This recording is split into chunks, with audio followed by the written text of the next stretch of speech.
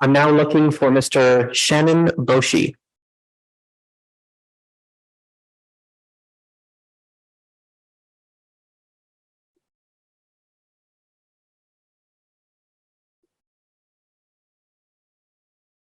I learned when I went to public school that when you're public speaking, you should try and imagine your audience. I don't know if you remember that lesson or not. These days, I imagine standing up in front of a room like this, like a panel of judges with their hands hovering over a big red button, so that if I say something wrong, a hole might open up in the floor and I might disappear. This is the world that we live in today. I'm here to talk about the hierarchy of human rights in Canada and the most sacred right that we have in a democracy, and that's freedom of expression. Freedom of expression is Article 2 of the Charter of Rights and Freedom, guarantees free speech. And people will rightly say that there are limits to free speech. However, it seems discriminatory is not a valid way for a state actor to silence an individual citizen speaking to the government, which you are. Now, the right to free expression underpins democracy because it gives us that right to criticize the government. And we're not just seeing this here in Ottawa, we're seeing it school boards all across the country. School boards don't want to hear what parents have to say and hear the concerns that they have. And it's creating a tremendous amount of animosity.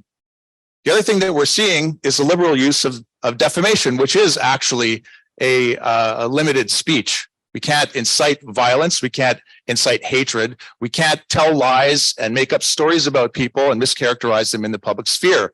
This is a custom actually that goes back, I'm going to say 4,000 to 5,000 years. Thou shalt not bear false witness.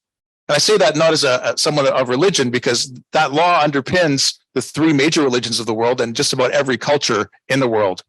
Lies and defamation in the public sphere undermine trust and they destroy society. They undermine the trust of the person making the false allegations or the group making the false allegations, and they undermine the people in the community. It destroys societies. It's considered a sin. Many people consider it evil. Now, there are conflicting human rights, as Mr. Morabito pointed out, and it is the obligation of the board creating policies based on a policy created by the Ontario Human Rights Commission, not a law, but a policy that says those conflicting human rights have to be addressed in a meaningful way. And I'm deeply concerned, not just at this school board, but other school boards in the country, that the liberal use of that cancel button is quite frightening in a democracy. It is actually a threat to our democratic institutions. In 2012, we had the Gender Expression and Inclusion in the Ontario Human Rights Code, and that protects us in 4 areas. It protects us all from discrimination. Those 4 areas, sorry, it's 5. It's contracts, employment, services, associations. Someone will tell me the other one.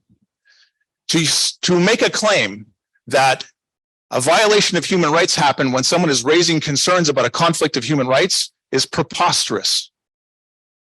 And I believe that the board owes Mr. Morabito a sincere written apology, not just for silencing him on March the 7th, but defaming him in the newspaper on March the 8th. This is not the conduct of a professional body. It brings disrepute to our democratic institutions and to this board. And I believe the board has to act to ensure that this does not happen again. There's a lot more that I could say. I'm going to leave it here at 3:40 and take questions if you have them.